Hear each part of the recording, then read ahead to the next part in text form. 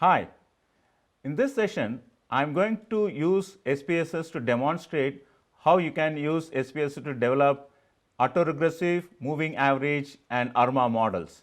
I am going to use the same data set which is demand for continental breakfast at Die Another Day Hospital. So, here I have the data in the SPSS. So, now let me explain how you can actually develop AR, MA and ARMA models for this particular data set. So, the first thing we have to do is just go and check whether this is a stationary time series. So, for that under analyze in SPSS, you go to forecasting and then we have to plot ACF and PACF plots. So, I am going for autocorrelations under forecasting and there you select the time series for which you want to forecast. So, here the time series is continental breakfast and I am actually plotting both autocorrelation and partial autocorrelation. So, when I do that I get ACF and PACF plot. So, let us go and look at how these two plots look. So, here if you look at ACF, you see that there is a spike and then it cuts off to 0. So, there is no pattern where the decay is very slow. So, we can conclude that this time series is stationary and it is not a non-stationary process. So, when it is stationary, then I can go and actually use ARMA model or either AR or MA or combination of AR and MA. I do not have to do the differencing. So, I do not need to actually calculate the difference of this sequence and then try to build a model on that. So, now I am going to actually check which should be the appropriate model if I am going for either AR or MA or combination of AR and MA, which is ARMA. So, if you look at here the ACF, you have the first correlation autocorrelation of lag 1. So, this is beyond those critical values, that implies that this is not equal to 0 and the remaining values are within that critical values. So, that means in these cases we will accept the null hypothesis. So, this implies that the MA component is 1 and we have to also go and check what is happening with our PACF plot or PACF graph. So, here we see that the first value which is partial autocorrelation with lag 1 and also the second which is partial autocorrelation with lag 2, they are beyond those critical values. Let us look at partial autocorrelation function. So, in the partial autocorrelation function, if you look at the lag 1, that is beyond the critical values and also the lag 2 and the remaining lags are within the critical values. So, that means for lags 2, 3 and so on, we will accept the null hypothesis, whereas for lag 1 and 2, we will reject the null hypothesis. So, now we can say that it seems to be a AR2 process and since we also have a lag which is beyond the critical values in ACF, it looks like MA1 process. So, what I am going to do is I am going to first develop a AR2 process and then MA1 process and then I am going to also develop ARMA 2,1 process and the final decision will be based on the Bayesian information criteria. So, let us just go and check AR2 process. So, I have to go to forecasting and there I have to say create models and within this my dependent variable is continental breakfast. I do not have any independent variable, although I have the occupancy, I am not going to use that. Now, here the method I have to choose which method I want to use to forecast.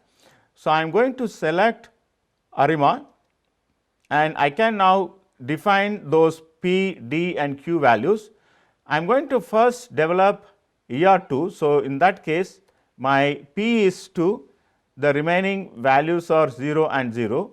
I am going to say continue and I am going to save lot of statistics, so that I can actually diagnose the model. I would like to know the parameter estimates, I would like to know the root mean square error, mean absolute percentage error and also the maximum absolute percentage error I would like to know.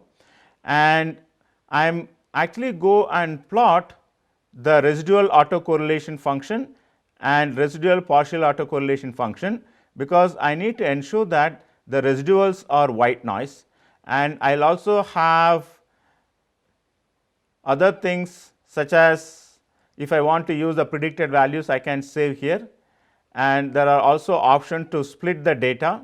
So, I am not going to use that, and we will need normalized BIC, which stands for normalized Bayesian information criteria, for comparing different models. So, I have selected whatever is necessary for me, and I am going to say OK.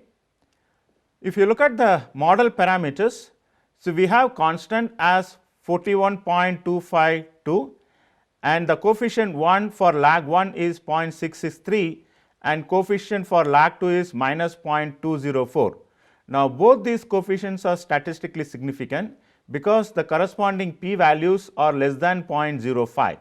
Now, once we have this, so basically what we are saying is that the AR2 process, the residuals are white noise, and both those coefficients are statistically significant at alpha of 0.05 or 95% confidence level.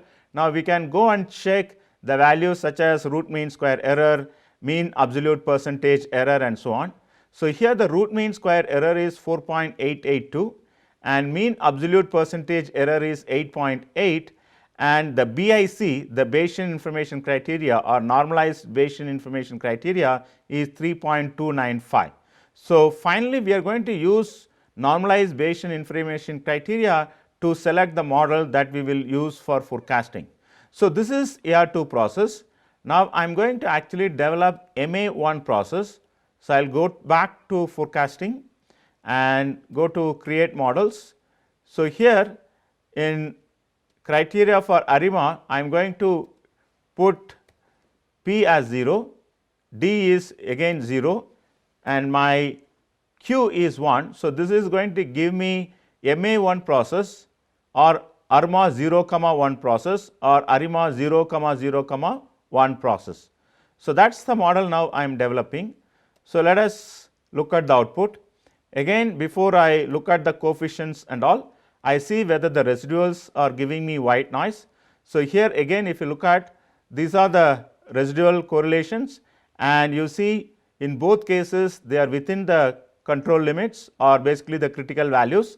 So, we can accept that the residuals are white noise, and now we can go and check the parameter coefficient. So, here we used only one lag, and this is also statistically significant. So, our equation is 41.259 minus 0.564 times error time t minus 1. So, that is the equation we have, and we can also check the various measures of accuracy. So, here the root mean square error is 4.9, slightly higher than AR2 process. MAP is 9.1, again slightly higher than AR2 process, and normalized BIC is 3.276, again slightly higher than AR2 process. So, we just looked at both AR2 and MA1. Now, I am going to actually combine them. So, I am going to develop ARMA 2, 1 process. So, let us see what happens when we develop ARMA 2, 1 process. So, here now I have to go and again define what is the P, Q values and D also. So, my P is 2 now, D is 0 and Q is 1, and I am now developing the model. So, let us now look at again whether we are getting white noise in this case. So, here we can see that we have white noise for the residuals, because all the autocorrelations of the residuals are within those allowable limits. And when we look at the coefficients, so here we have the equation is 41.302 plus 0.983 times x t minus 0.383 times x t minus 1 plus 0.338 times error t minus 1. Now, when I include both ER and MA process, the MA component is statistically not significant because the corresponding p value is 0.381. So, anyway, so we will come and discuss this later. And if you look at the accuracy measures, so here now the root mean square error is 4.8, mean absolute percentage error is 8.7, and if you look at the normalized BIC, it is 3.3, whereas if we go and check the normalized BIC for ER2 process, we had much less than this. So, this value was 3.295. So, we have for AR2 process the normalized BIC is less than ARMA 2,1 process. So, we will conclude that we would go with AR2 process rather than ARMA 2,1 process.